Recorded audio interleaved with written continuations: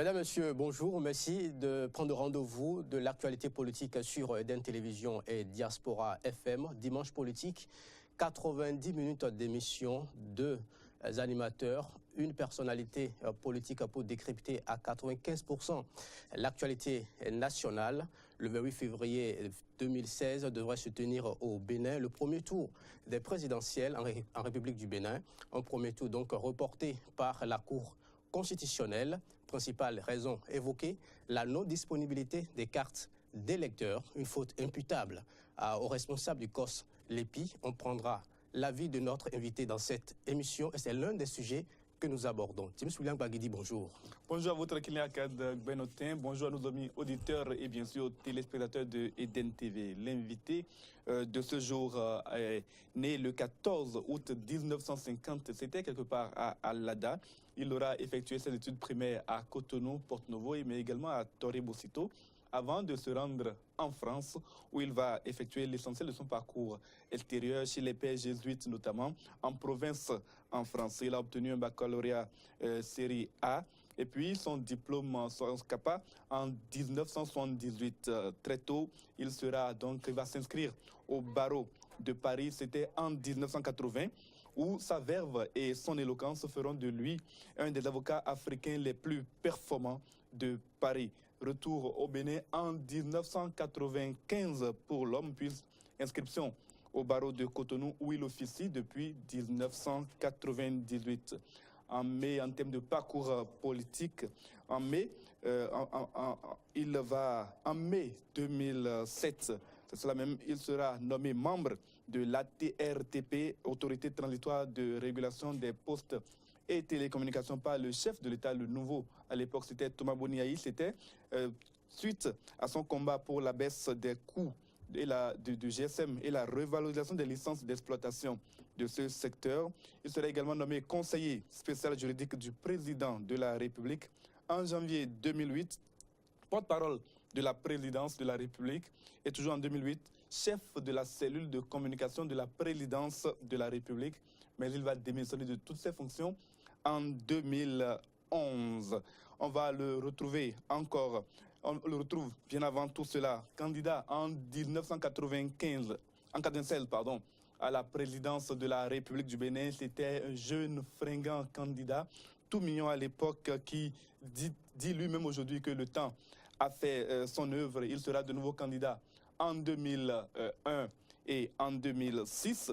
Attendu en 2016, il ne se présente pas, mais il vient de déclarer son soutien à un autre candidat, l'opérateur économique Sébastien Germain Adjavon. Vous aurez peut-être deviné que l'invité de ce jour, la personnalité que nous avons le plaisir de recevoir sur Dimanche Politique, sur Diaspora FM et sur EDEN TV, ce jour à nom, Maître Jacques-Lionel Agbo. Maître, bonjour et merci d'accepter notre invitation.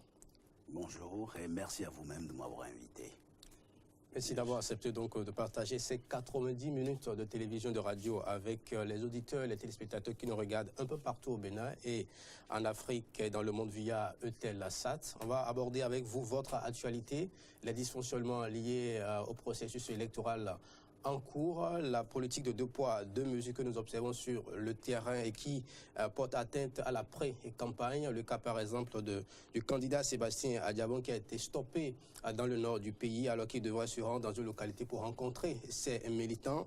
On va aborder en interactualité les présidentielles qui vont s'organiser avec un candidat en prison. On prendra votre avis. Maître Lionel Agbo, votre nom évoque dans l'imaginaire collectif un combat, celui du GSM dont vous avez réussi à faire drastiquement baisser les coûts au Bénin. Que reste-t-il de ce combat aujourd'hui, en 2016? Encore une fois, merci de m'avoir invité. Et je dois dire que je suis extrêmement heureux de retrouver deux journalistes chevronnés comme vous, que j'ai connus il y a quelques années déjà. Alors si le temps fait son œuvre sur moi, apparemment il n'a pas eu d'emprise sur vous. Vous êtes resté tout jeune et tout fringant, vous, par contre. Ceci étant, le combat que nous avons mené il y a quelques années sous le président Mathieu Kérékou était un combat d'un autre temps. Pourquoi? Parce que à l'époque, le GSM n'était pas vraiment à la portée de tout un chacun. Lorsque moi je suis arrivé fin 95 au Bénin, j'ai souvenance que le GSM était de l'ordre d'à peu près 550 francs la minute de conversation. Nous avons mené ce combat. Je me souviens qu'avec les miens, nous avions marché sous la pluie, étions arrivés au ministère de la Communication, qui était à l'époque sous l'égide de notre ami Gaston Zossou. Nous avons fait ce que nous devions faire, et c'est vrai qu'aujourd'hui, le prix, au-delà du fait qu'il soit un des moins chers de la sous-région, est à la portée de tout un chacun. Pourquoi ce combat? Personne n'avait compris à l'époque qu'un téléphone cellulaire pouvait servir d'élément de référence dans tous les secteurs de la vie politique, publique, voire même économique.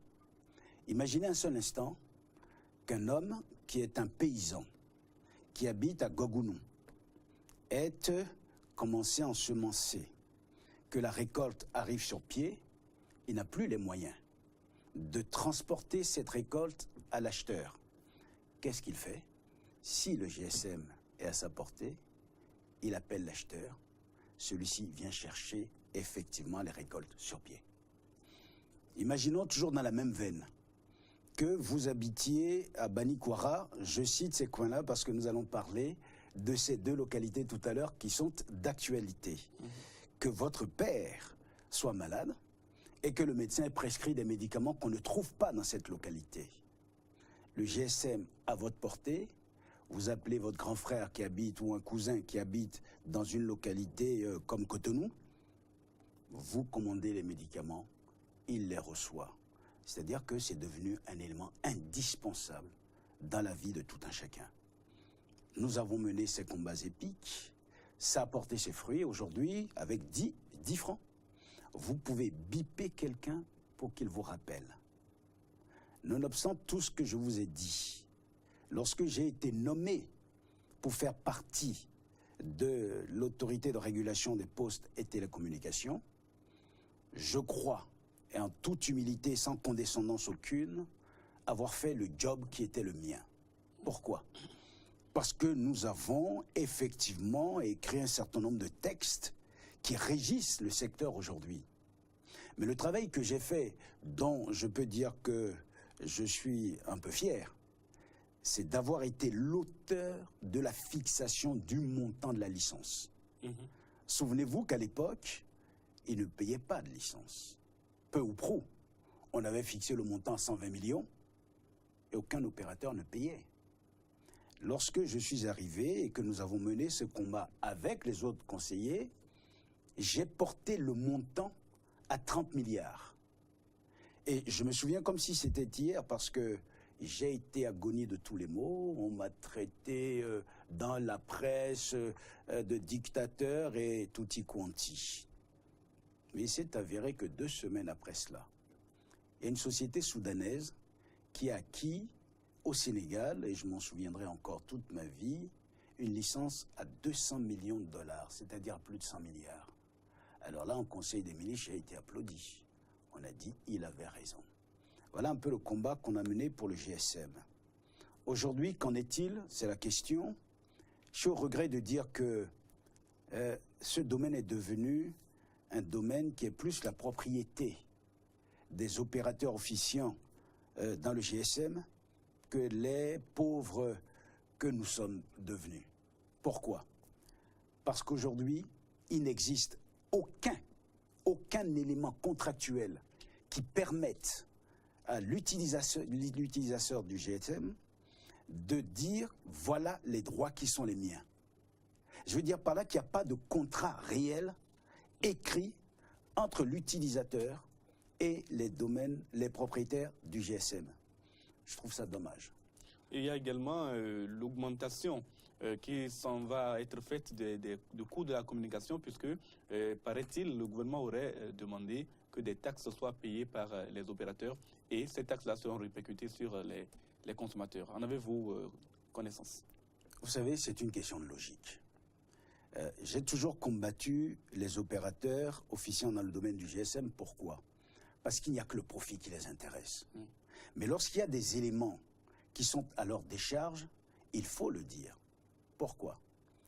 Lorsqu'un gouvernement se lève du jour au lendemain, parce qu'il a besoin de recettes, et qu'il décide de taxer ces opérateurs-là, il faut qu'il y ait des mesures d'accompagnement. Or, le gouvernement dit, nous allons vous taxer plus que d'habitude, mais ne prend aucune mesure d'accompagnement pour empêcher que ceci répercute sur le coût de revient. Moi, je trouve que leur position, elle est normale. Si vous m'imposez plus qu'il n'en faut, la seule répercussion que je puisse avoir, c'est d'aller sur le consommateur. Il eût fallu en ce moment-là que les associations de consommateurs reprennent le flambeau, aillent défendre les consommateurs, qu'on organise des marches, qu'on refuse cela. Le gouvernement nous a dit, mais non, il n'y aura pas de répercussions. C'est de l'esbrouf, excusez-moi de l'expression. Maître Lionel Agbo, après votre victoire dans le dossier GSM, quelques mois après l'arrivée du chef de l'État, le président Boni Yayi au pouvoir, vous avez fait votre incursion au palais de la Marina en qualité de porte-parole du gouvernement, mais on vous aura entendu très peu. Pourquoi? Je dois dire, sans faire de l'humour noir, que j'ai été un porte-parole sans jamais avoir porté la parole, sinon qu'une seule fois. Comment vous l'expliquez? Par la volonté de celui qui m'a nommé. Avait-il réellement besoin d'un porte-parole? Connaissant l'homme tel que je suis, lorsque vous me demandez de poser un acte, je suis redevable en vous de votre autorité et surtout du fait que c'est vous qui m'avez embauché, entre guillemets. L'ennui, c'est que Lionel Agbo, qui n'est pas un homme comme les autres, ça veut dire qu'il n'est pas un politicien, lorsqu'il travaille, il collabore avec quelqu'un, même s'il est sous ses ordres, il se doit de lui dire la vérité. Il y a eu 2 ou 3 occasions où on m'a demandé de poser certains actes et j'ai opposé une fin de non-recevoir. Ça ne plaît pas toujours. Donc je suppose qu'il y a une sanction.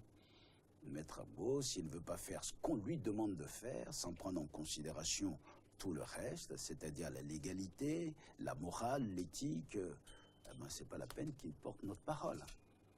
Je suppose.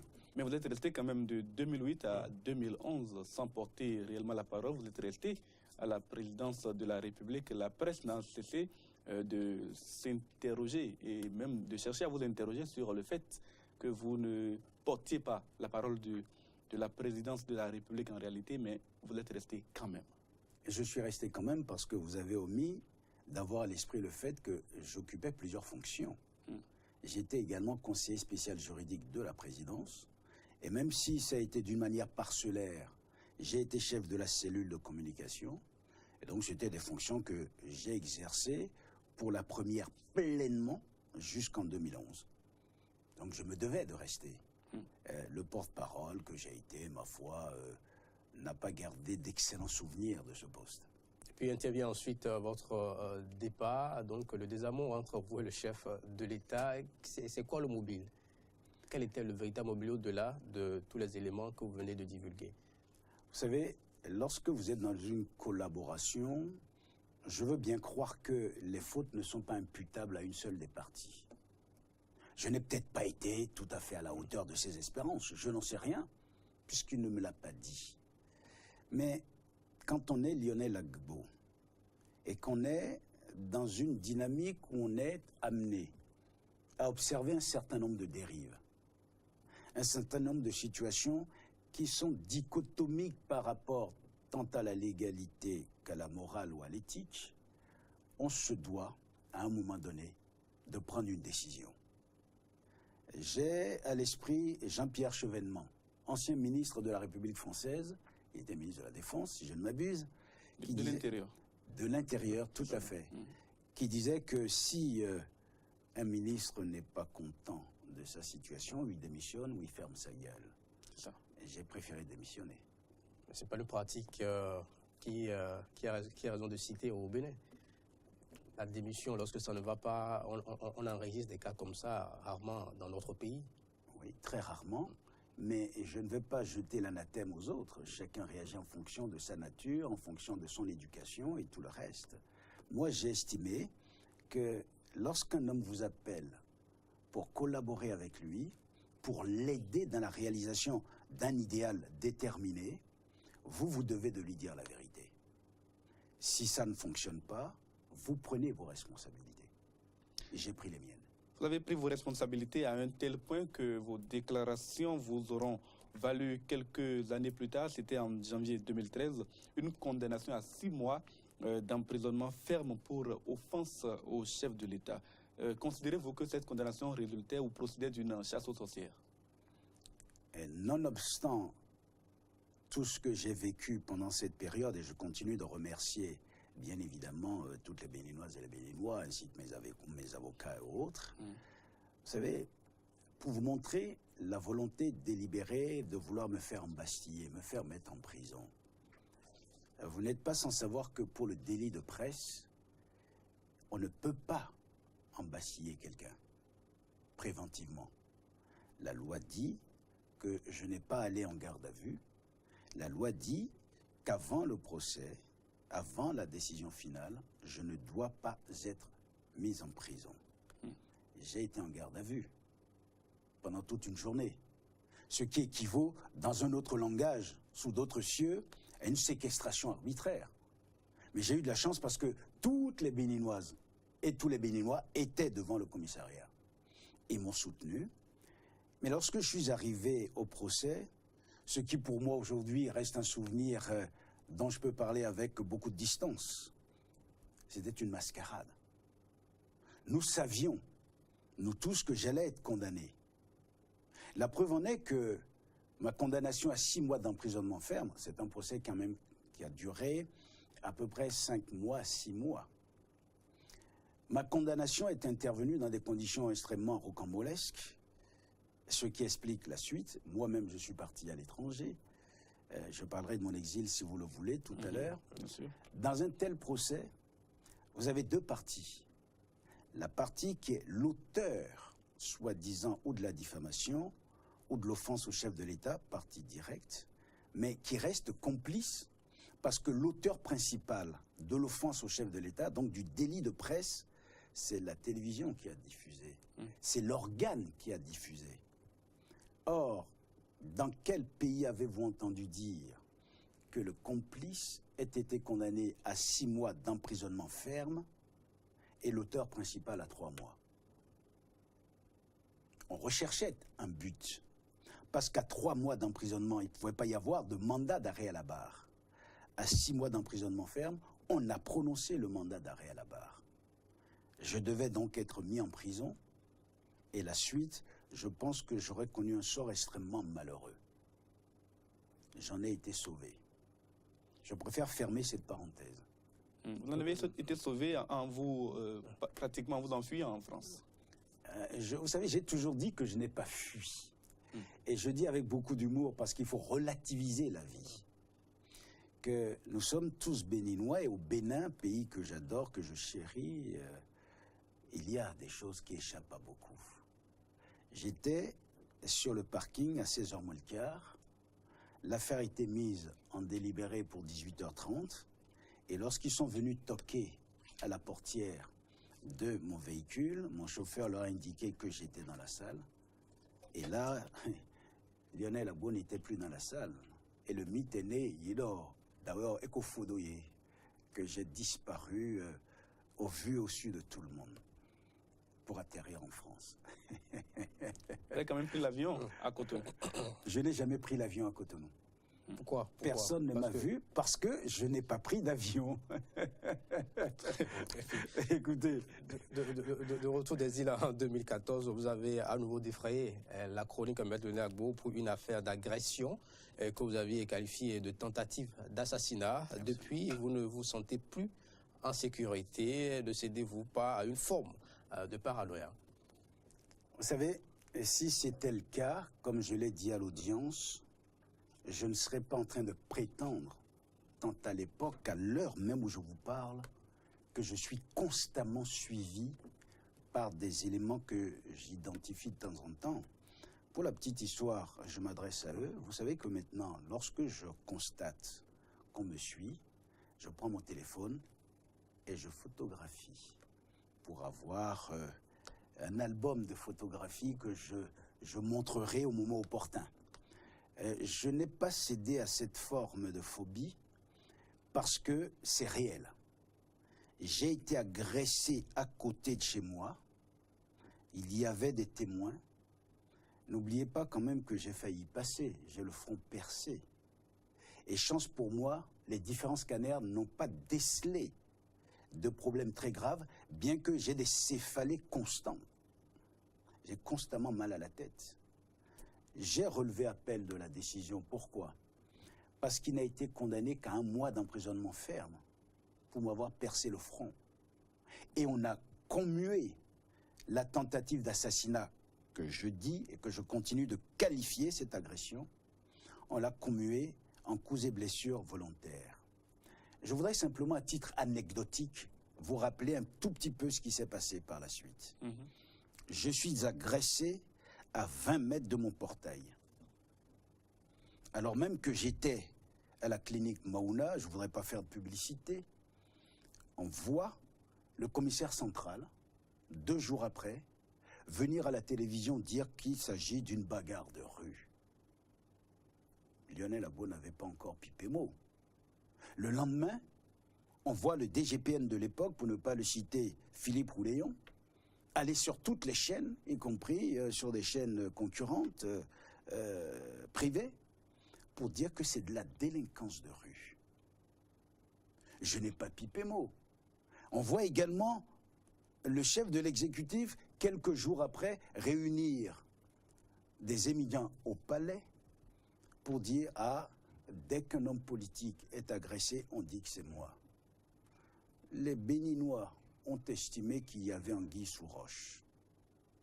L'agressé n'a pas pipé mot et on essaye de justifier l'agression dont il a été victime. C'est extrêmement curieux, non, comme démarche.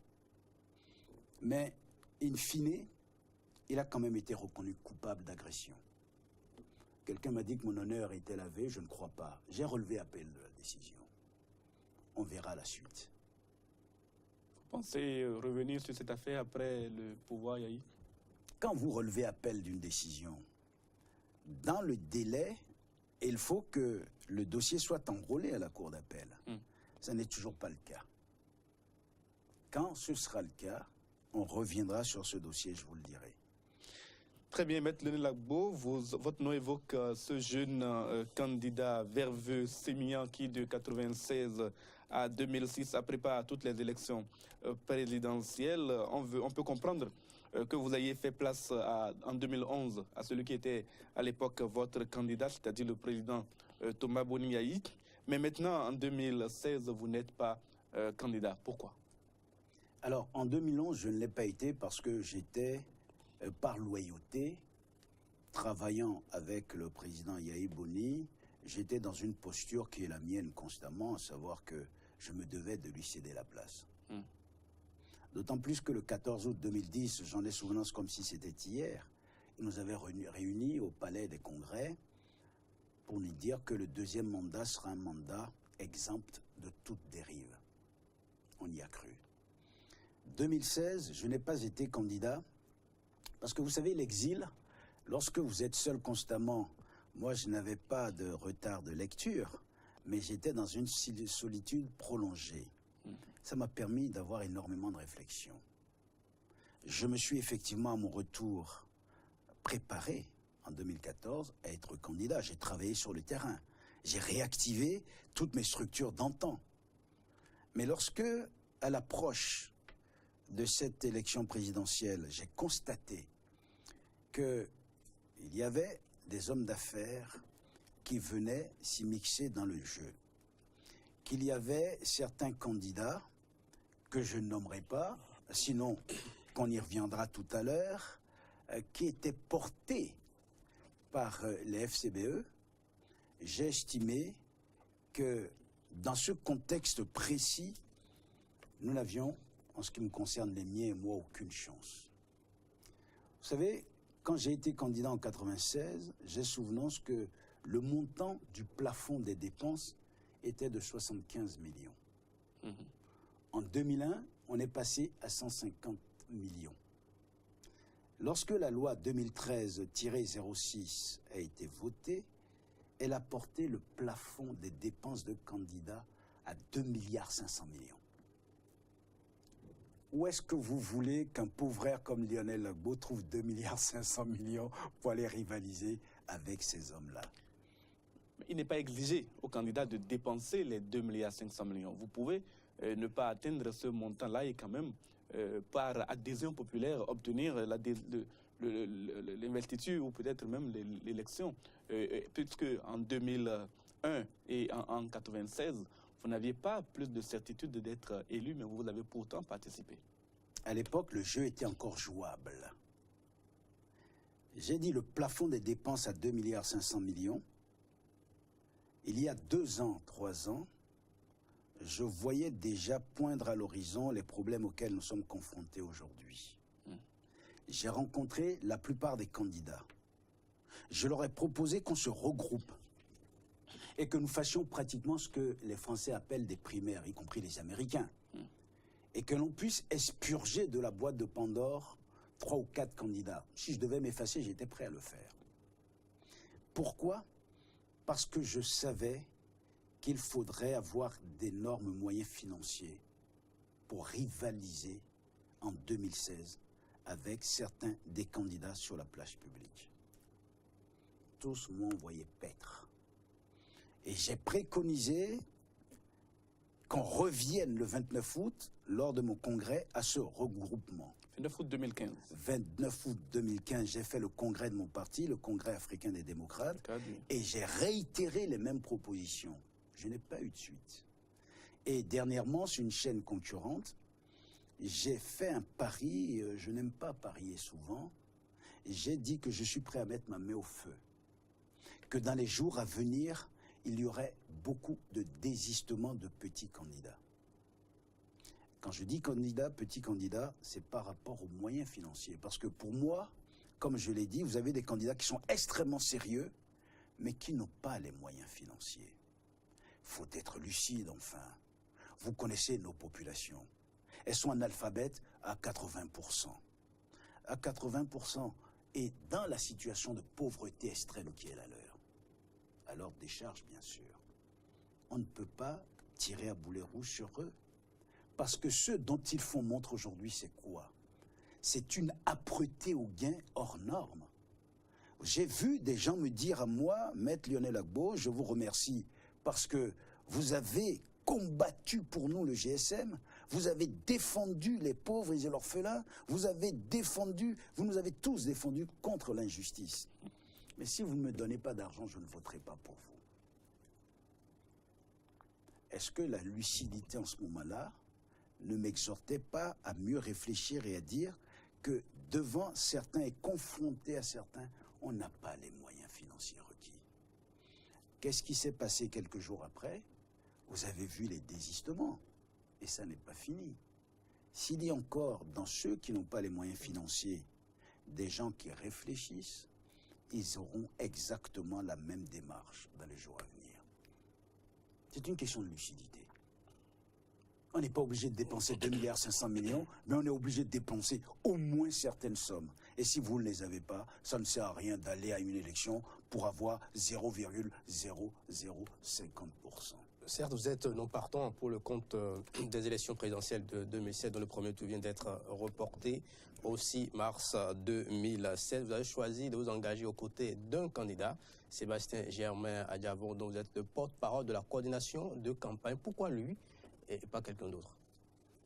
Comme je l'ai dit, je n'ai pas eu de regret. J'aurais pu être avec n'importe lequel des autres candidats qui ont une chance de gagner.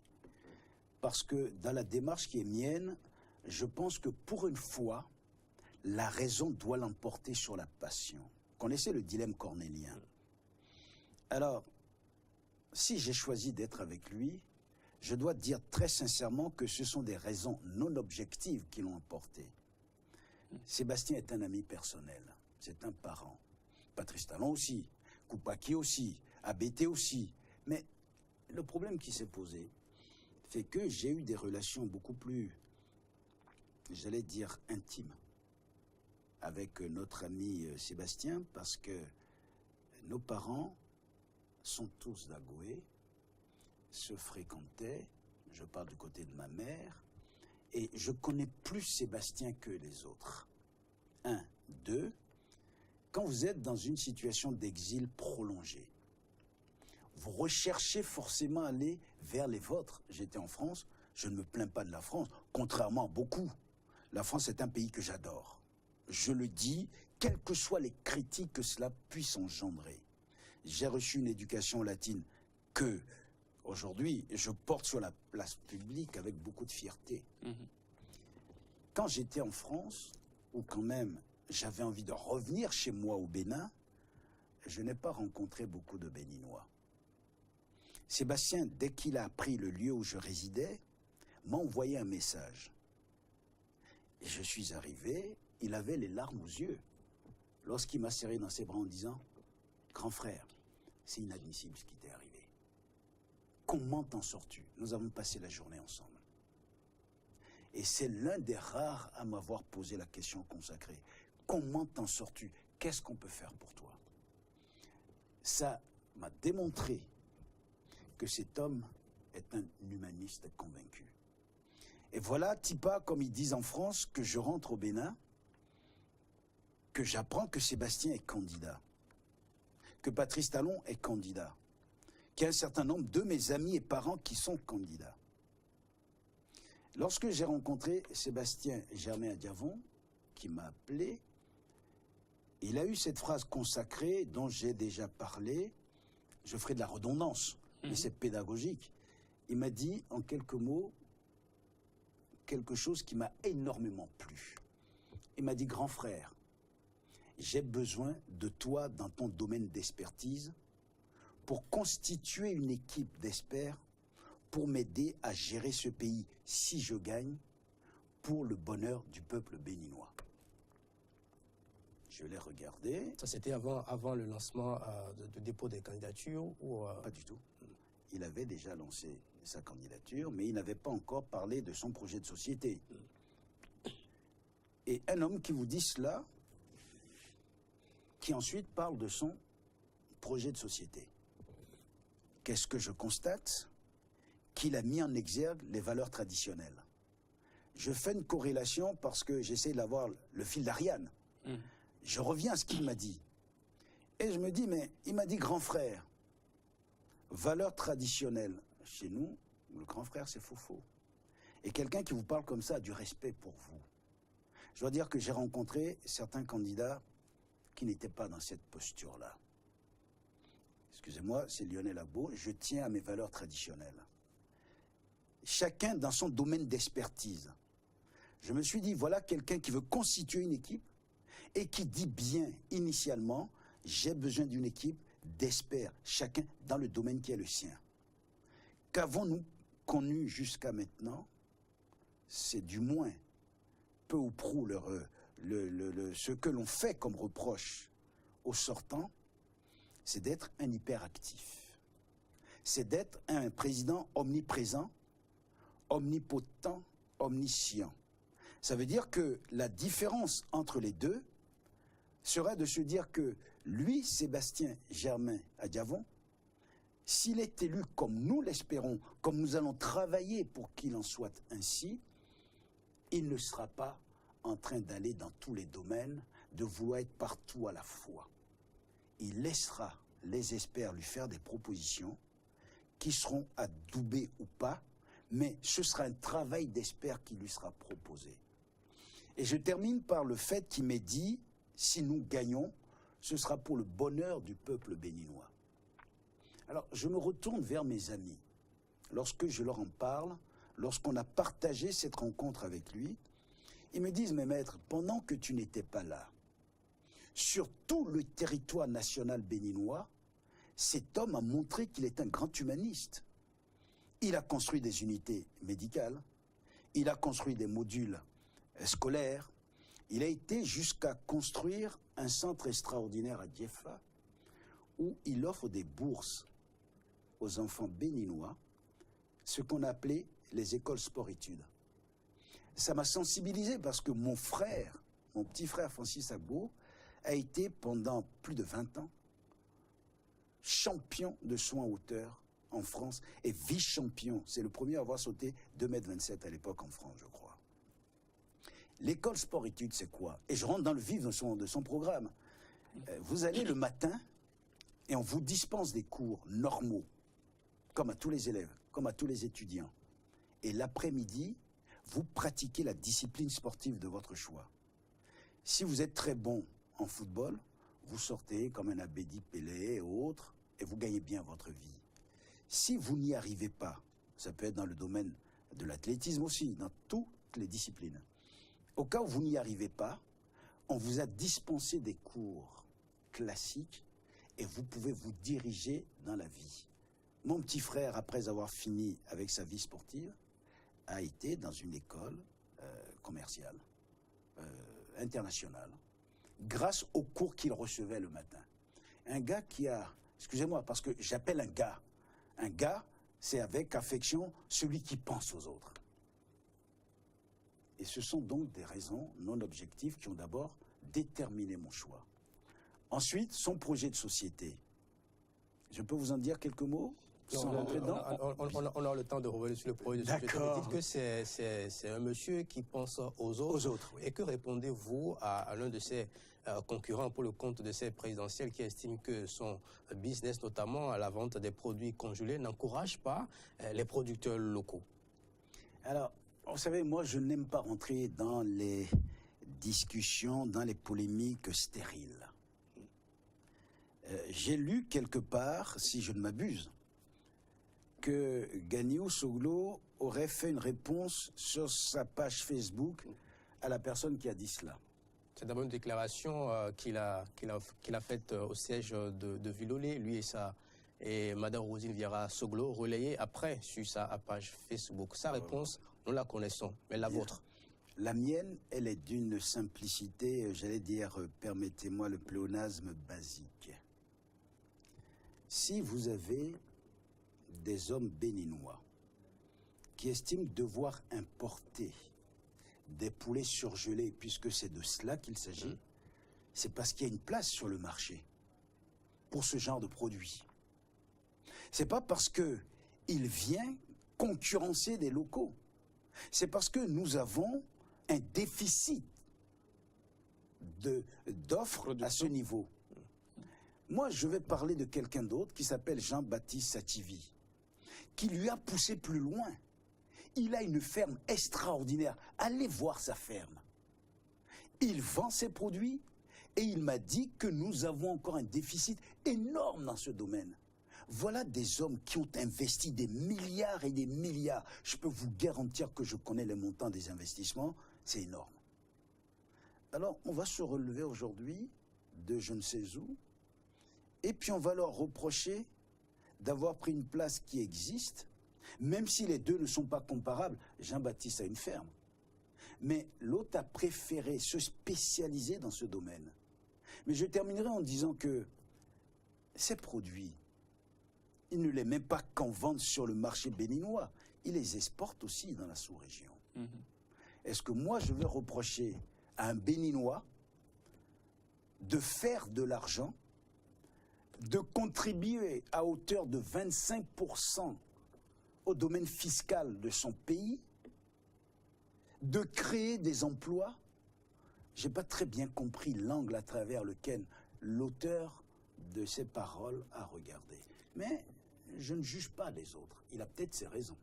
Maître Lionel Agbo, nous allons parler à présent des dysfonctionnements liés à la préparation de la présidentielle de 2016.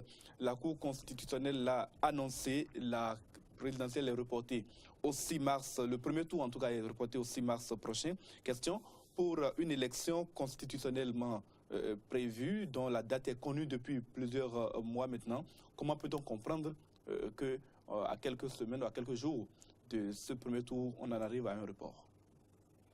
Alors, avant de vous répondre, je voudrais préciser à tout un chacun que je ne veux pas aller dans le pernicieux. Je veux dire par là que j'expliquerai aussi simplement que vous m'avez posé la question. Mais quand je parle, je dis ce que je pense.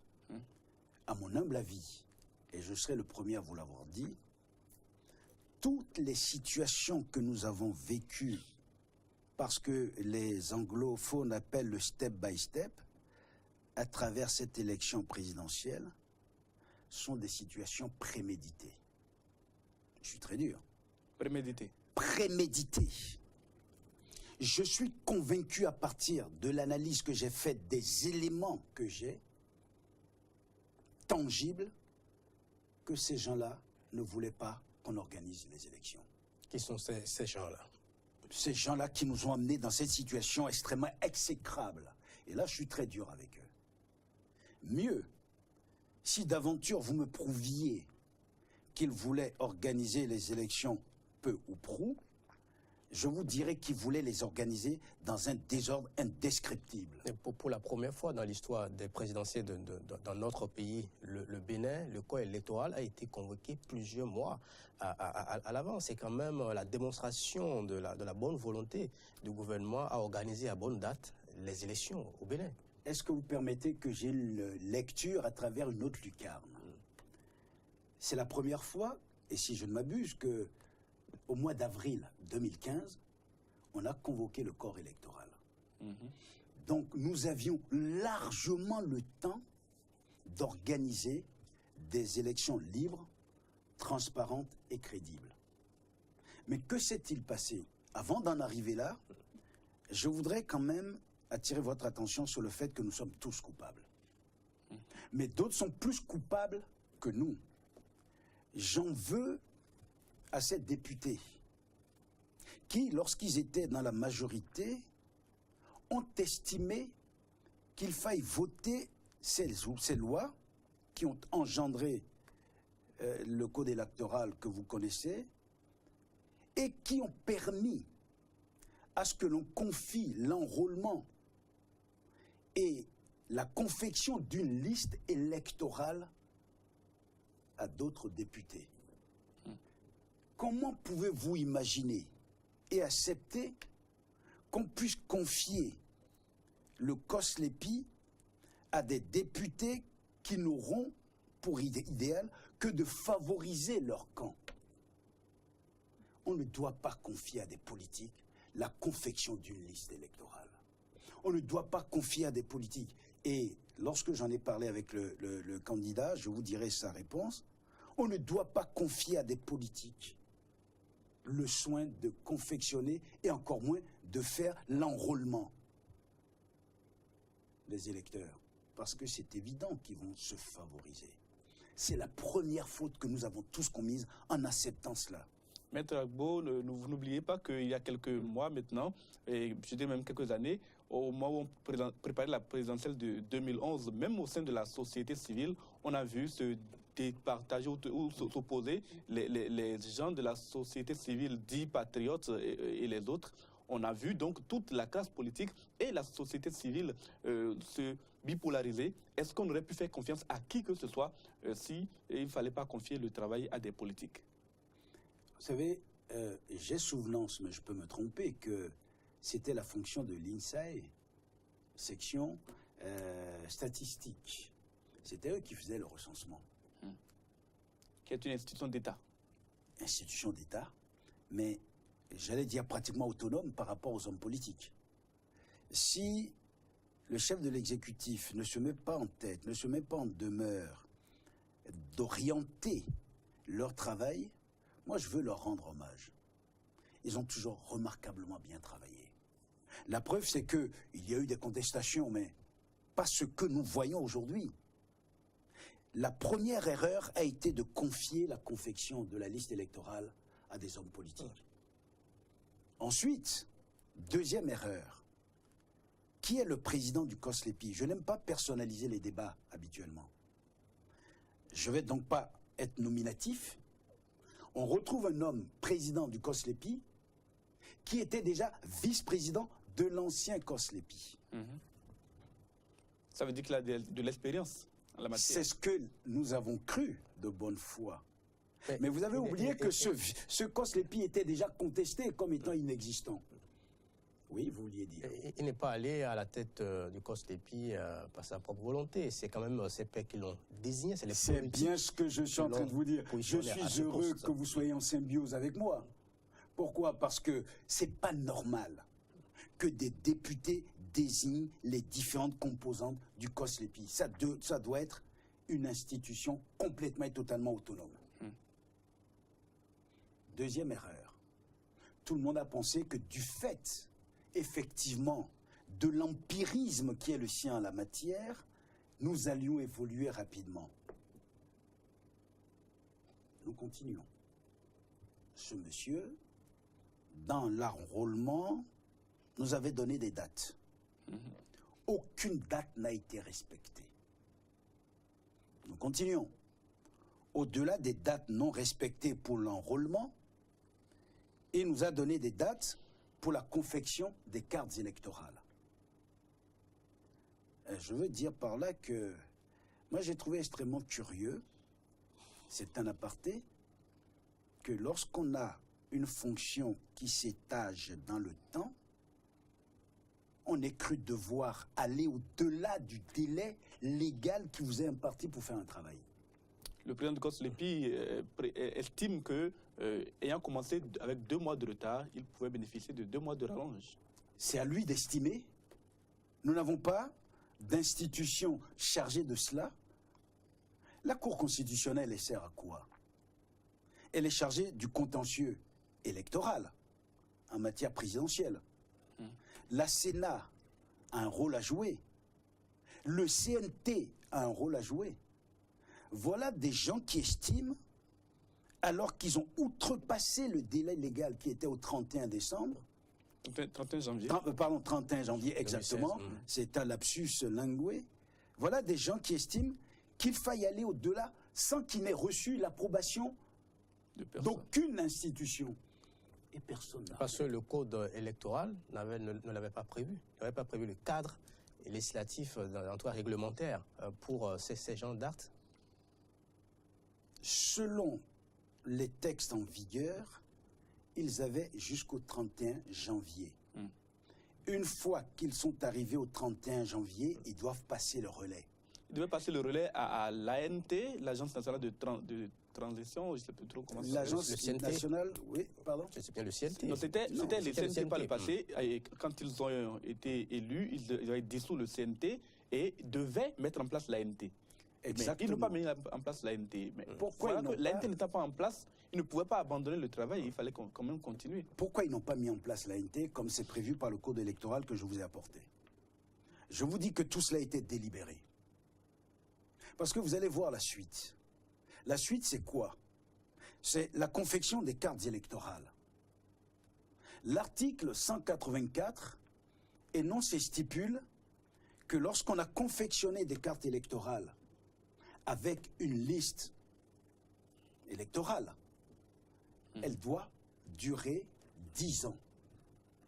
Les cartes électorales confectionnées avec la dernière liste électorale auraient dû aller encore pendant 10 ans de vie. Un jour, on voit le président du COSLEPI. Vous remarquerez que, par prudence, je n'aime pas trop le citer pour ne pas que l'on lui jette l'anathème. Mais on le voit venir à la télévision et nous parle des cartes, la confection des cartes électorales. Qu'est-ce qu'il dit à ce propos? Il dit qu'il félicite le chef de l'État qui a eu le courage de rendre caduques toutes les autres cartes électorales. Mais est-ce qu'il n'y a pas une dichotomie là? Je viens de vous citer les dispositions de l'article 184 du Code électoral. C'est pas moi qui ai voté la loi, c'est la loi 2013-06 qui a été complétée et revue par la loi 2015. Et là, on est resté dans un schéma légal, toutes les cartes électorales, une durée de vie de 10 ans. Le même président du COSLEPI vient vous dire qu'il faut applaudir le chef de l'État parce qu'il a eu le courage de rendre caduques toutes les cartes électorales existantes. Et donc, qui vont confectionner de nouvelles cartes électeurs. Vous vous souvenez, les cartes électeurs de 2015, elles étaient grandes, disgracieuses, elles n'étaient pas en couleur, elles pouvaient être falsifiées, paraît-il. Qu'est-ce qui les a confectionnées? Alors, allons dans l'alternative, dans la direction que vous venez de tracer. On décide de confectionner de nouvelles cartes d'électeurs. Vous avez vous-même soulevé tout à l'heure que le corps électoral a été convoqué depuis le mois d'avril 2015.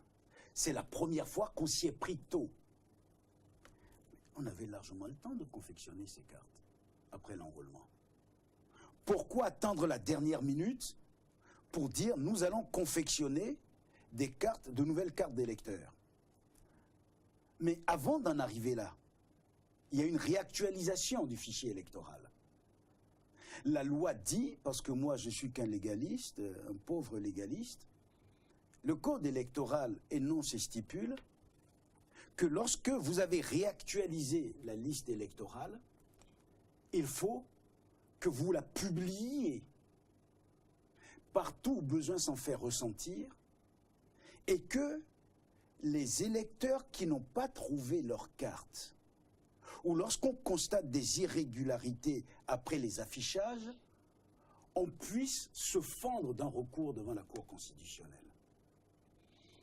Et cet article 305 énonce et stipule que le recours doit être établi au plus tard 15 jours avant la date du scrutin. 15 jours avant. 2 remarques. La liste n'a jamais été publiée. Conformément au code électoral, on nous a dit on a mis ça sur Internet.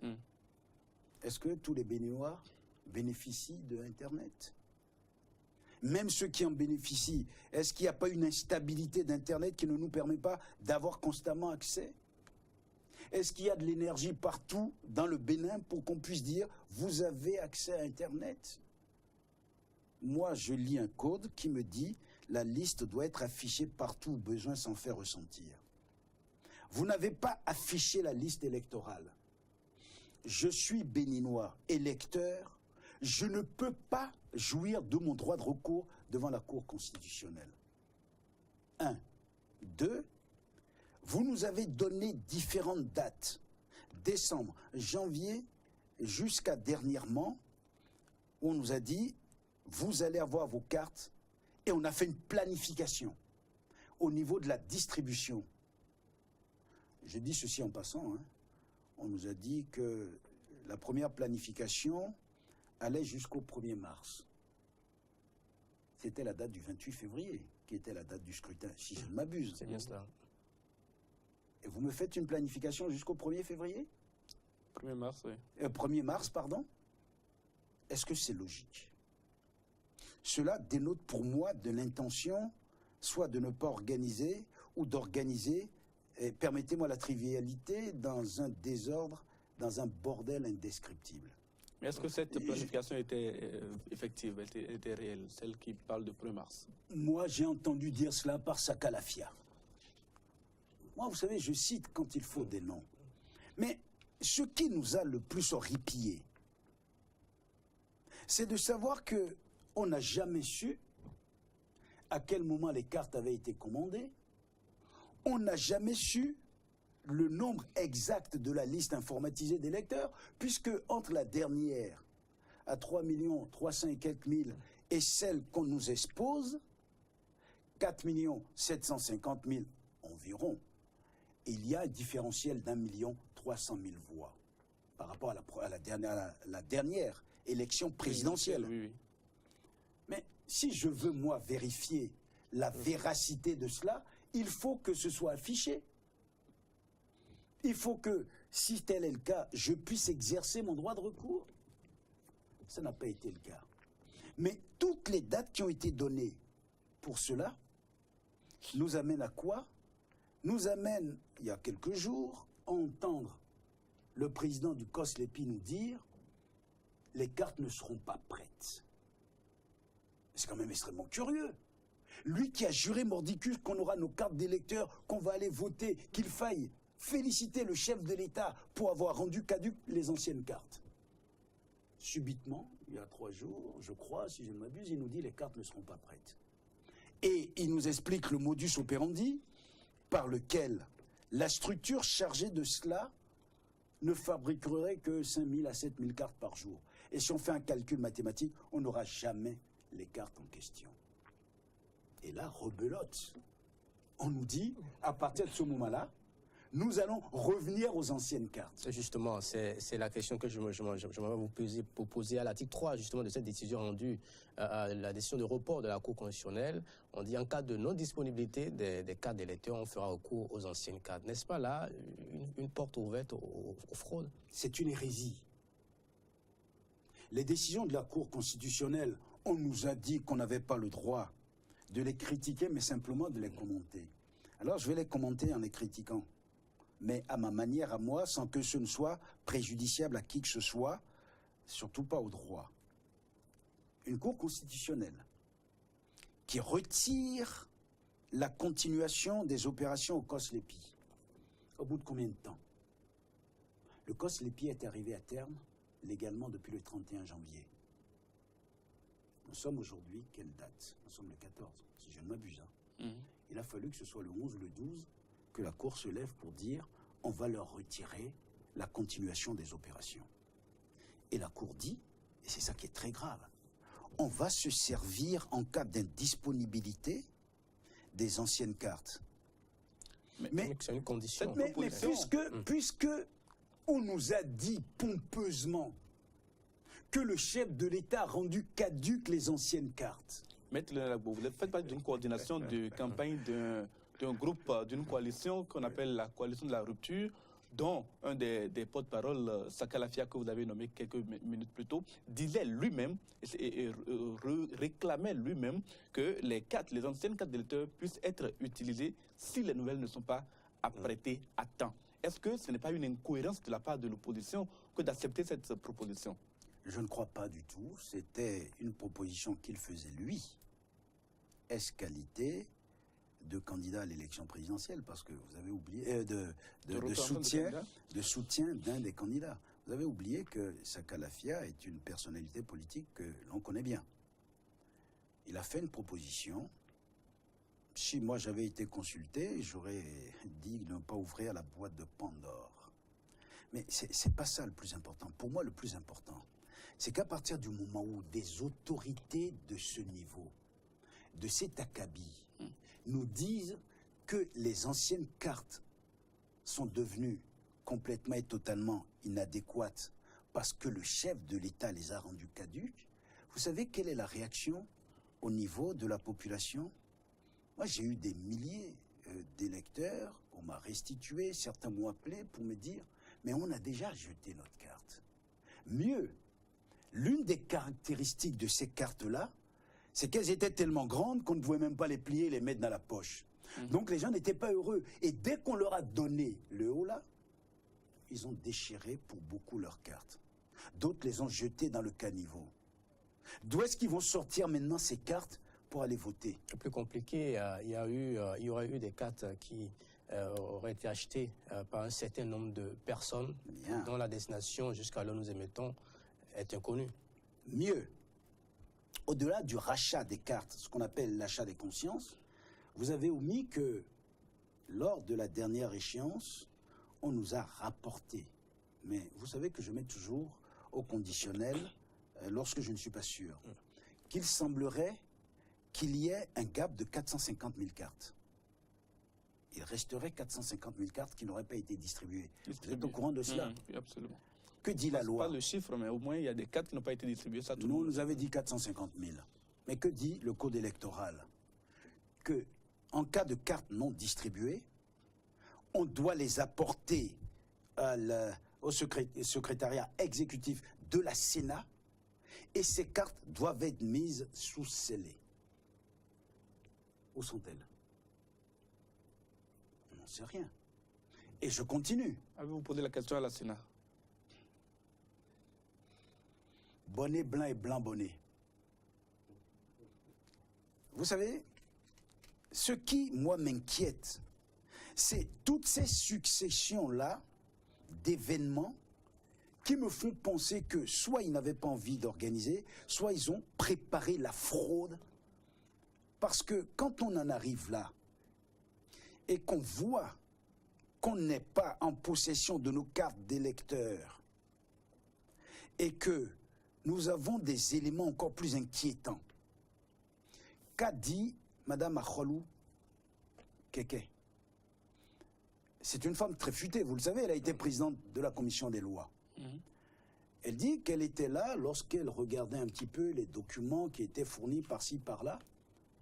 Et puis tout d'un coup, elle se rend compte que si on se réfère à la loi 2013-06, lorsqu'ils ont recensé les bureaux de vote, l'équivalent des centres de vote, ils se sont rendus compte que selon la loi 2013-06, il y aurait exactement 7909 bureaux de vote. 7909. Mais que se référant à la loi 2015, celle qui aurait dû être le support légal pour cette institution, ce machin de Koslepi là, si on se réfère à ce qu'ils ont fait, ils ont établi 7909 bureaux de vote. Elle fait un décompte, elle se dit il y a 51 bureaux de vote en sus. Et elle nous dit, et elle l'a dit partout, que normalement, c'est la loi 2015 qui aurait dû être prise en considération. Mais quand ça les arrange, ils se réfèrent à la loi 2013-06. Mais on se rend compte que 51 bureaux de vote, ça n'est pas rien. Pourquoi? Parce que dans chaque centre de vote, il y a au moins 10 postes de vote. Vous me suivez? 51 fois 10, ça fait déjà 510. Dans chaque centre, dans chaque poste de vote, on peut aller jusqu'à 500 électeurs, c'est bien ça? On peut référencer pas loin de 500 électeurs. Vous multipliez 500 par 510, ça fait déjà, semblerait-il, d'après le calcul qu'elle nous a fait, mais moi je le dis de mémoire, on nous a dit qu'il y aurait déjà 255 000 réservoirs d'électeurs qu'on peut prendre. Alors, elle a quand même fait une révélation extrêmement importante.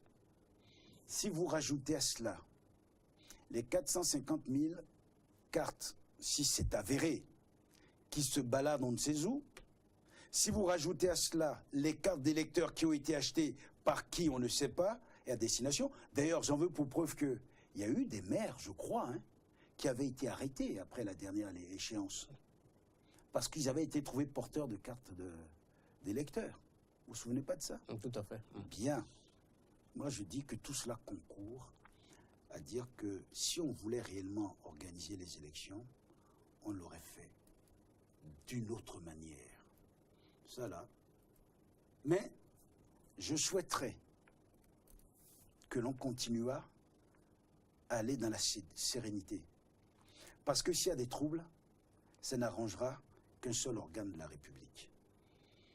Maître Lionel Gbagbo, il y a une décision de la Cour que vous avez déjà évoquée, c'est le désinvestissement du COSLEPI par rapport à la production des cartes d'électeurs. Désormais, donc c'est le CNT qui est ressuscité et qui a à charge de produire ces cartes d'électeurs, de les distribuer. Nous pensons, vous l'avez dit, que ces cartes ne pourraient peut-être pas être toutes disponibles à la date prévue, mais quoi qu'il en soit, depuis le 31 janvier dernier, le COSLEPI n'a plus de légalité. Il a posé quand même des actes jusqu'à son dessaisissement. Que deviennent ces actes-là vis-à-vis de la loi? D'abord, vis-à-vis de la loi, il faudrait que nous puissions, pour une fois dans notre vie, saisir les autorités compétentes pour qu'on nous explique pourquoi on s'est maintenu dans des fonctions qui sont devenues illégales. Avons-nous le temps de le faire maintenant ou on le fera après les élections? Vous savez, si vous lisez le code électoral, il y a des dispositions qui permettent à n'importe quel Béninois de saisir le procureur de la République et de le saisir à n'importe quel moment. Nous pouvons attendre après les élections et saisir le procureur de la République. Et j'avais, moi, proposé que, concernant certains actes qui étaient posés par certains membres de certaines structures, des actes qui étaient illégaux, j'avais proposé que l'on noie le procureur de la République de plainte. À force de le faire, même s'il y en a une seule qui prospère, nous aurons fait avancer notre démocratie. Il ne faut pas hésiter à se saisir des recours que la loi nous confère. Nous pouvons, et je réponds à votre question, le faire à n'importe quel moment. Mais pour revenir à vous, dès l'instant où vous êtes dans une situation illégale, inconstitutionnelle, tous les actes que vous posez deviennent de facto illégaux. Ce débat-là, il va falloir le faire. Même dans la confection, dans la commande des cartes électorales, il faut qu'on fasse le débat. Est-ce qu'ils avaient encore la légalité? Est-ce qu'ils avaient encore la légitimité pour le faire? Moi, je dis que non. Et c'est un débat qu'il faut faire, je ne détiens pas la science. En conclusion, on ne doit pas considérer son annonce de fabriquer les cartes de l'été au plus tard, le 15 février 2016 à minuit. En conclusion, pour moi, il n'était plus qualifié pour le faire. Alors si on doit extrapoler à partir du 31, vous n'êtes plus qualifié pour poser des actes. Vous les avez posés. Cela, pour moi, par anticipation, je vous le disais tout à l'heure, participe d'une volonté de ne pas organiser les élections dans les conditions normales. Parce que tout cela, ils le savaient bien avant. Ils savaient quel était le délai requis pour fabriquer 4 750 000 cartes. Ils savaient, alors pour sa décharge, vous vous souvenez ce qu'il nous a dit? Il a dit, si je ne m'abuse, le premier décaissement aurait été fait le 13 janvier. C'est pour ça qu'il n'avait pas été en mesure de faire confectionner les cartes à temps. Appréciez vous-même. Nous allons en parler, toujours en parlant du président du COS-LEPI. Il a tenu des propos en promettant, à l'occasion d'un meeting, là c'était tout à fait en dehors de ses fonctions de président du COS-LEPI, en promettant la victoire du candidat de son parti, en tout cas celui du parti au pouvoir avec lequel le PRD, son parti, s'est allié, sa victoire au premier tour. Que pensez-vous de tels propos tenus par le président d'une institution qui devrait être quand même impartiale? Vous savez, vous ne faites que rajouter de l'eau à mon moulin. Je vous ai dit initialement qu'on n'aurait jamais dû confier la confection de la liste électorale à des politiques. Cette structure de COS-LEPI, moi je l'appelle ce machin, comme disait le général de Gaulle, de l'ONU. Ce faisant, vous avez des politiques qui sont désignés par leur père. Vous avez vu que le jeu s'est joué entre les députés. C'est entre eux. Vous le mettez à la tête de cette institution. C'est humain. Il va tout faire, non seulement pour favoriser les siens, mais surtout, votre question qui est très pertinente, avait-il, oui ou non, le droit, en tant que président d'une institution comme le COS-LEPI, président en exercice, même s'il a une appartenance à un parti politique, avait-il le droit de dire qu'il y aurait le chaos? Mieux, non seulement il a dit lors d'une émission à la télévision, c'est une digression, m'a-t-on dit, mais on l'a vu assister à des manifestations politiques où il aurait redit, je mets au conditionnel, c'est d'une gravité extrême. Prenez les dispositions des textes de l'article 61 à 64. Toutes les infractions y sont relevées. Il n'avait pas le droit, escalité, non seulement de se prononcer sur un chaos éventuel, mais encore de prendre part indirectement ou directement à une campagne. C'est écrit là-dedans, c'est pas moi qui le dis. Partant de là, moi j'avais dit par anticipation, lorsque nous avions eu le forum le 5 janvier, avec le président Soglo, Madame Rosine Vieira Soglo, pour ne pas le citer non plus, le professeur Albert Evoidire, j'avais déjà proposé que l'on dépose des plaintes pour ce genre de comportement à venir. À croire que nous avions, dans une vision prospective, prévu cela. Qu'est-ce qu'il nous reste à faire? Nous sommes des légalistes. On ne veut pas de violence. On veut que les élections se passent dans la transparence, dans la sérénité. Eh bien, il nous reste à déposer des plaintes. Maître Lionel Agbo, on va aborder à présent la candidature de M. Sébastien Germain à Diavon. C'est vrai que vous avez dit dès l'entame de cette émission les raisons, les principales raisons qui vous ont motivé à soutenir sa candidature, mais vous ne nous avez pas dit si sa générosité a contribué à votre choix, parce qu'il fait partie des candidats généreux, dit-on. Généreux vis-à-vis de qui? Vis-à-vis des populations, oui, c'est exact. En tout cas, des candidats qui ont des moyens. Je ne comprends pas votre question. Précisez-la, parce que je ne voudrais pas être à côté de la Est-ce que ces moyens financiers ont été déterminants dans votre choix? Moyens financiers vis-à-vis des opérations? Vis-à-vis de vous-même en tant que personnalité. Alors, je vais être très franc avec vous. Vous faites bien de poser la question. J'ai dit, sur une chaîne concurrente, vous me permettez de la citer? Zone franche. J'ai dit que je n'ai eu aucune exigence financière. Et j'ai donné les raisons non objectives qui ont fait que j'ai choisi d'aller avec Sébastien, alors que j'aurais pu aller avec d'autres qui, pour moi, étaient tout aussi valables. Mais quand j'ai dit que je n'ai eu aucune exigence financière, vous me connaissez. J'ai un passé d'intégrité qui est, à mon humble avis, aujourd'hui non critiquable. J'ai démontré par mon itinéraire, par mon cursus, que l'argent n'avait pas de poids dans mes décisions. Sinon, croyez-moi que je serais milliardaire, comme certains. Par contre, il faut parler du facteur financier.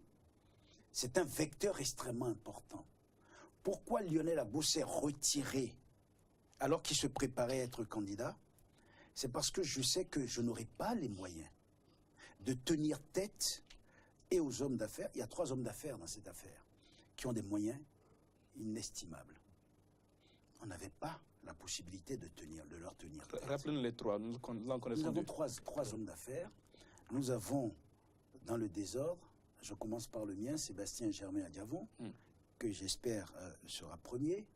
Ensuite, nous avons Patrice Talon et nous avons Lionel Zissou. Lionel Zissou est un homme d'affaires. Il rejette le qualificatif. Mais pourquoi? Est-ce que... Il se dit plutôt commerçant d'idées ou commerçant de conseils? Non. Il s'est dit banquier de conseil. Banquier d'affaires? Les banquiers d'affaires, il se dit commerçant de conseil. Il dit banquier de conseil. J'ai lu. Je vous pose une question consacrée. Est-ce que c'est humiliant d'être un homme d'affaires? Je vous pose la question. Est-ce que vous trouvez humiliant d'être un homme d'affaires? Je vois que certains ont un esprit réfractaire au fait qu'on les qualifie d'hommes d'affaires. Moi, je ne trouve pas ça humiliant. Parce qu'à un moment donné, il y a certains politiciens qui estiment que ce n'est pas bien de confier le pays à un homme d'affaires, donc à un commerçant. Donc du coup, il y a certains hommes d'affaires qui se retirent de ce qualificatif. Alors, laissez-moi vous dire une chose. Et là, je me réfère un peu au président Bruno Amoussou, qui a pris la peine d'expliquer ce qu'il entendait par là. Il dit que Lionel Zissou est un commerçant d'argent. Un banquier, il fait quoi? Est-ce que vous voulez qu'étymologiquement on revienne sur la signification du commerce? C'est le négoce. Celui qui fait le commerce d'argent est un commerçant d'argent. Le banquier est un commerçant d'argent. Allez voir la définition même dans le livre de l'OHADA. Pourquoi subitement on ne veut plus porter ce titre? On ne veut pas porter alors que la définition du commerce est très très claire dans la répétition des actes que vous posez.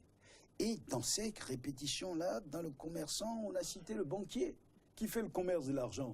Mais moi, je n'ai pas trouvé ça humiliant. Je crois que c'est un débat auquel il ne faut pas attacher d'importance. Nous allons parler maintenant de ce que vous apportez, vous, Lionel Gbagbo, au candidat Sébastien Germain Adjavon.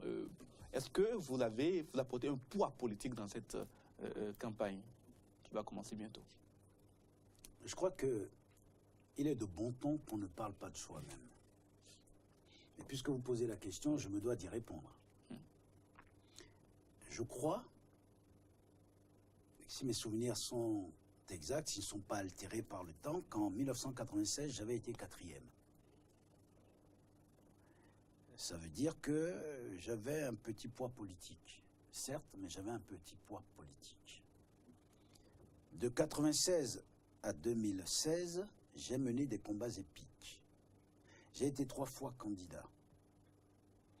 De 1996 à 2016, j'ai occupé des fonctions où on a eu à apprécier soit l'opportunité de ces fonctions-là ou leur côté inopportun. De 1996 à 2016, je crois avoir posé des actes auprès des populations qui ont eu, à mon humble avis, une efficience certaine. Alors politiquement, je pense que les Béninois m'écoutent quand je leur parle. Parce qu'ils savent, que je suis un homme qui est positif dans tout ce qu'il fait, qui pense à la veuve et à l'orphelin, et qui a à cœur de ce que son pays doit avancer. Ce sont des éléments, à mon humble avis, qui ne sont pas à prendre à la légère. Mais encore une fois, ce n'est pas à moi d'en décider, d'en parler. Maintenant, j'ai un domaine d'expertise. Je suis avocat. Et en tant que tel, je lui ai fait des propositions de réformes structurelles qui, pour moi, sont tout aussi importantes que les réformes économiques, que des réformes dans le domaine de la santé, dans le domaine des sports et loisirs, dans le domaine tout ce que vous appréhenderez. Mieux, Lionel Gbagbo a une expérience à la présidence. J'ai quand même fait 4 ans à la présidence.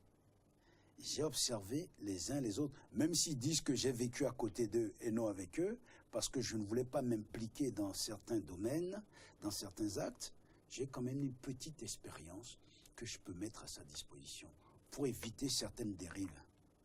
Cela est important. Ai-je répondu à votre question? Maître Lionel Gbagbo, ces derniers jours, une série d'entraves ont empêché les manifestations de pré-campagne de votre candidat, M. Sébastien Germain Adjavon, notamment dans le nord du pays. Que s'est-il réellement passé et quel est votre avis sur ce qu'on a enregistré dans ces différentes localités? Alors, je veux que nous soyons bien clairs dans l'entendement des faits que je vais vous restituer. Je n'étais pas là-bas. On nous a appelés, on nous a dit, voilà ce qui s'est passé.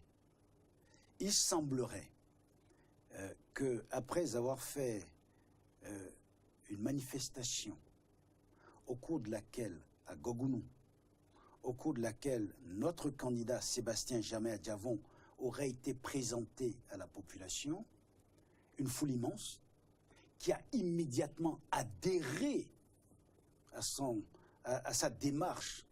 Je cherche mes mots pour qu'on soit bien précis. Il n'était pas là-bas pour faire campagne.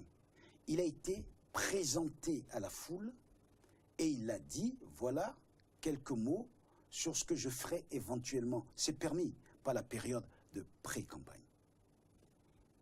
Alors qu'ils revenaient, qu'ils allaient à Banikwara, dans un village, ils auraient été empêchés d'avancer.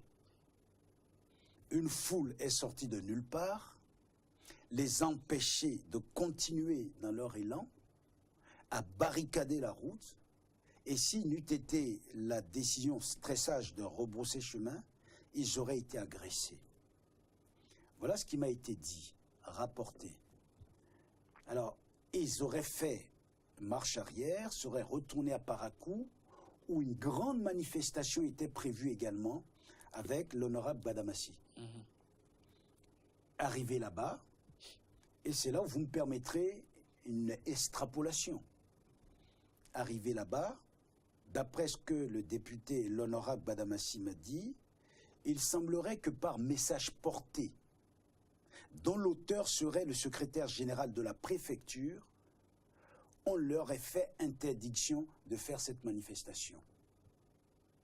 Moi, j'ai trouvé extrêmement curieux. Je suis juriste et c'est vrai que nous, juristes, les lucarnes à travers lesquelles on regarde ont toujours ce petit soupçon de collusion. On m'empêche d'aller faire ce que je devais aller faire à Banikwara. Je reviens à Parakou pour la même manifestation. Là, ce sont les autorités administratives qui m'en empêchent. J'ai estimé que la coïncidence n'était pas fortuite. Il y avait une collusion qui, pour moi, est évidente.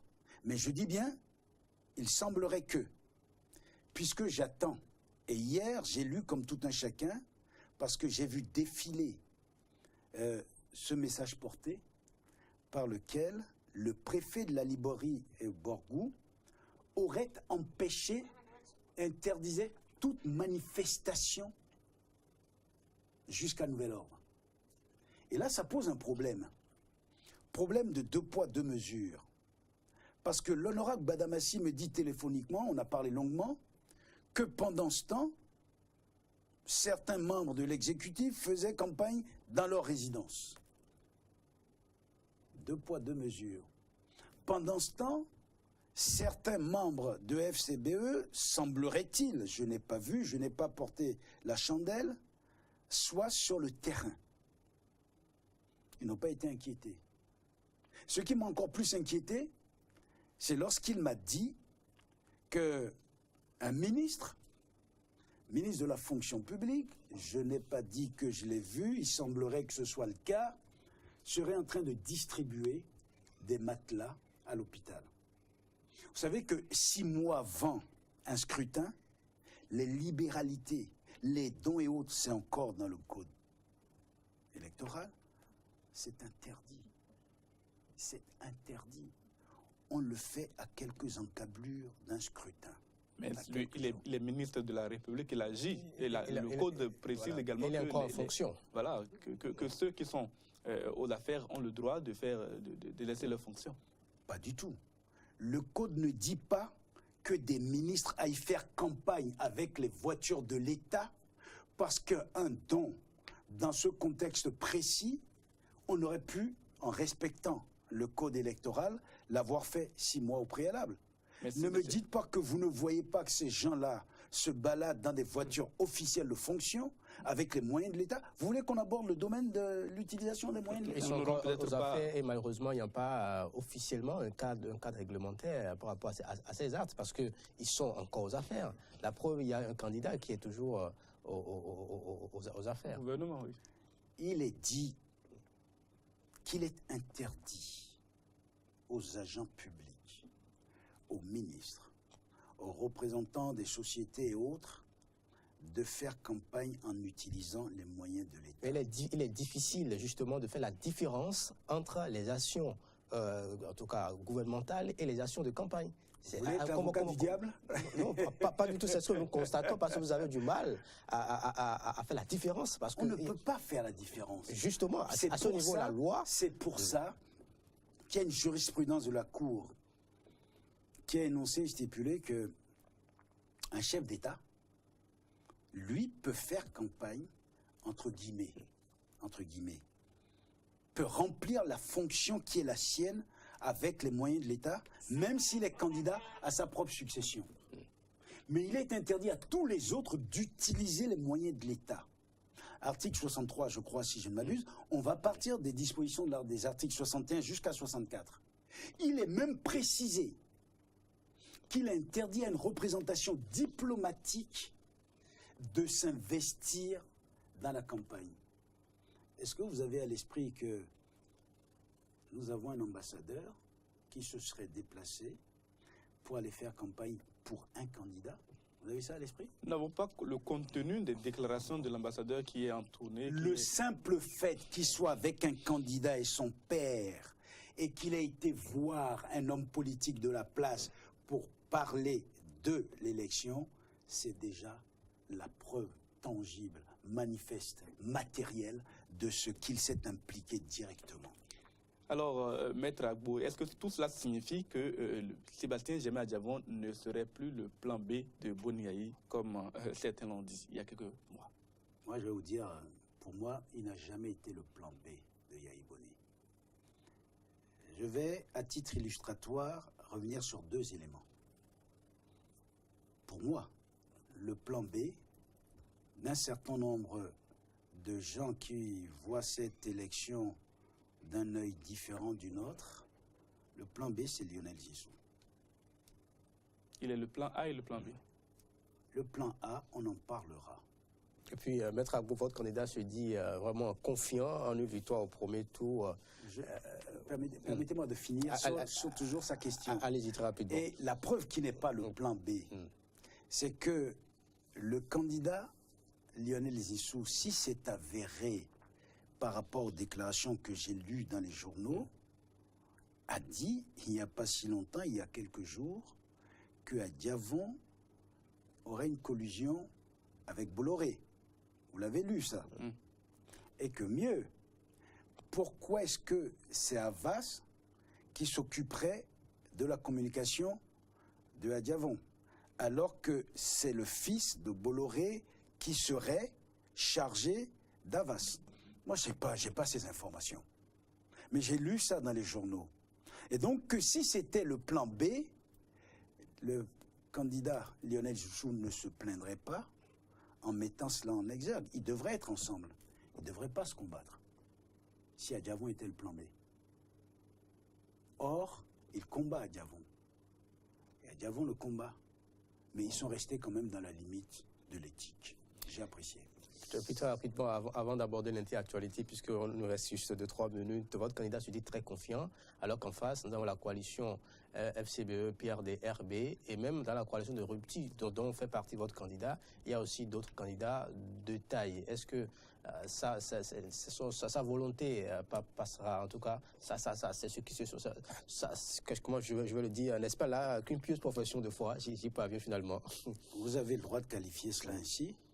J'ai été 3 fois candidat à l'élection présidentielle. Vous devez, 1, d'abord vous motiver. 2, vous faites des déclarations à partir de ce que vous observez sur le terrain. Vous savez, moi, ce qui m'a frappé dans la candidature de Sébastien, dès qu'elle a été prononcée, elle a été acclamée de toutes parts. On dit que l'argent circule. Moi, vous savez, je ne pratique pas la langue de bois. Mais partout où nous sommes passés avec lui, les populations n'ont eu de cesse de nous rappeler tous les actes qu'il a posés pour leur bien-être. Excusez-moi de la redondance, de la réitération de mes propos initiaux. Les modules de classe, les unités médicales, les ci, les ça, et tout ce qu'il a fait. Il a une fondation, il donne des bourses. Moi, c'est ce qui m'a frappé. Et quand vous voyez cette adhésion de toutes ces populations, je vous assure que nous-mêmes... Il a de bonnes raisons... Je vais vous faire une confession.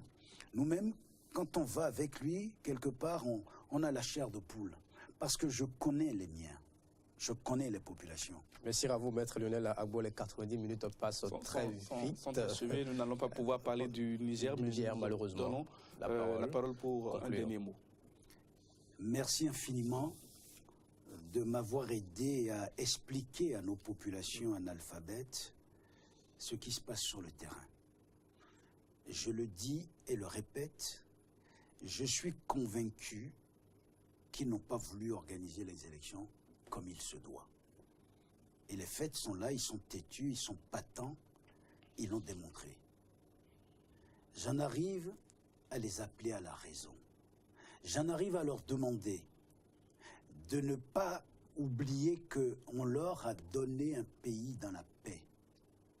Nous souhaitons, et tous les candidats l'ont dit, que les élections se passent dans la paix et qu'il y ait une véritable alternance.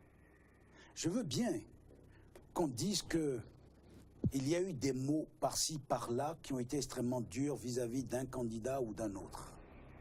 Mais dans la généralité, dans la globalité, nous écoutons les candidats, on se parle, même si je ne suis pas candidat, je représente le candidat Sébastien Germain Adjavon. Je vous assure qu'ils sont tous de bonne foi. Ils veulent que ça se passe dans la sérénité. Mais malheureusement, ils ne détiennent pas les rouages de cette sérénité. Et c'est là où je me retourne pour demander à ceux qui ont des visées qu'on ne connaît pas bien, de ne pas oublier que nous savons, lorsque l'on commence certaines activités, on ne sait jamais où est-ce que ça se termine. Merci à vous, Maître Lionel Agbor. Merci. Donc, nous avons parlé aujourd'hui avec notre invité de son passé, de sa collaboration avec le chef de l'État. Nous avons parlé des dysfonctionnements liés à la présidentielle de 2016, sans oublier sa participation à la candidature désormais de Sébastien Germain Adjavon, dont il espère la victoire au premier ou au second tour de la prochaine présidentielle. Merci à vous, Diosula Bagidi. C'était donc Dimanche Politique avec Maître Lionel Agbor. Prenez le rendez-vous pour les rediffusions sur Radio Diaspora FM 102.3 ce soir à 22h sur votre télévision. Ce soir à 21h, mardi prochain à 21h également. Portez-vous bien et à bientôt.